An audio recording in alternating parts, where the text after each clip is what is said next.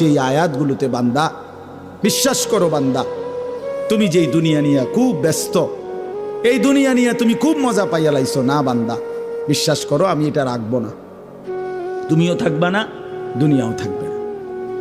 তোমারও মৃত্যু হবে, গোটা সৃষ্টিরও মৃত্যু হবে।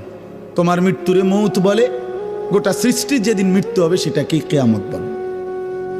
একদিন গোটা সৃষ্টির মৌত হবে। এই আল্লাহ বলেন কাল্লা ইদা দুক্কাতিল আরদু দাক্কান দাক্কা, সাবধান বান্দা, মনে রেখো একদিন এই জমিন, এই গোটা সৃষ্টি চূর্ণ বিচূর্ণ হয়েছে, ভাঙচুর হবে, একদম ভেঙ্গে চুরচুর করে ফেলবো আমি। ইজা সামাউন ফাতারাত, আসমান কাচের মতো ভেঙ্গে ভেঙ্গে পড়বে, তারকারাজি খসে খসে পড়বে, পাহাড়গুলো উঠতে থাকবে তুলার মতো, সাগর নদীর পানিগুলো টকবক করে উতরাইয়া বাষ্পের মতো